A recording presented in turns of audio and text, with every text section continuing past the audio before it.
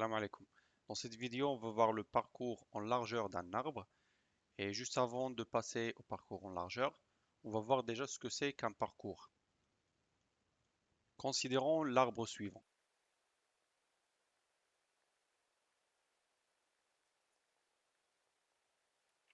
Parcourir un arbre, ça veut dire visiter tous les nœuds de cet arbre, pour le but de produire un résultat finalement qui met en action tous les nœuds. Un résultat, ça pourrait être simplement un affichage sur l'écran. Là, par exemple, si je considère le parcours suivant, ça serait un parcours juste aléatoire pour vous montrer comment ça marche un parcours en général. Donc là, je pourrais commencer par 0. Et le résultat que je veux finalement, c'est juste un affichage par exemple.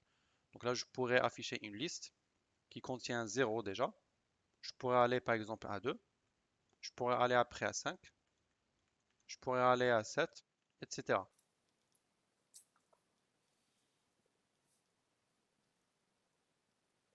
Ça, c'est un exemple de parcours qu'on pourra faire sur un arbre. Ce parcours était aléatoire pour vous montrer l'idée derrière le parcours. Et cette liste représentait l'exemple d'un résultat qu'on cherche après un parcours. Chaque parcours qu'on fait a potentiellement des objectifs et des buts derrière. Donc là, sur le programme, on va voir le parcours en largeur qu'on va détailler juste après. On aurait le parcours en profondeur aussi, entre autres. Donc c'est les deux parcours qu'on aurait sur le programme des CPGE. Passons maintenant au parcours en largeur. Donc là, pour faire le parcours en largeur d'un arbre, il faut considérer les niveaux de cet arbre. Donc là, si je mets sur l'écran les niveaux de cet arbre, le premier niveau, ça va être le niveau 0 qui englobe la racine. Le niveau suivant, c'est les fils de la racine, c'est les nœuds 2 et 7. Donc ça, c'est le niveau 1. Le niveau 2, ça serait les fils des nœuds qui sont au niveau 1. Et le reste, ça va être le niveau 3. Donc là, au total, j'ai 4 niveaux. Et là, pour faire le parcours en largeur d'un arbre, la règle, elle est simple.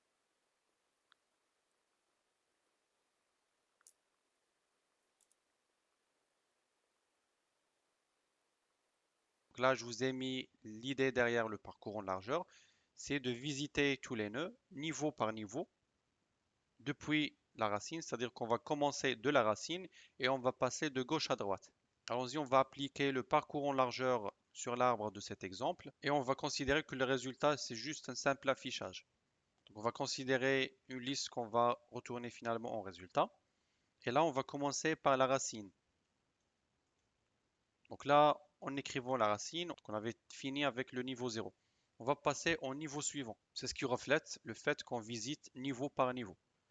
Donc là, qu'on avait fini avec le niveau 0, on passe au niveau 1. Et là, on va faire de gauche à droite. On va commencer par le nœud qui a l'étiquette 2. Après, on passe au nœud qui a l'étiquette 7. Et là, on aurait fini le niveau 1. On va passer au niveau suivant, le niveau 2. On va faire de gauche à droite. On va passer sur le nœud qui a l'étiquette 1. Après 0 et après 5.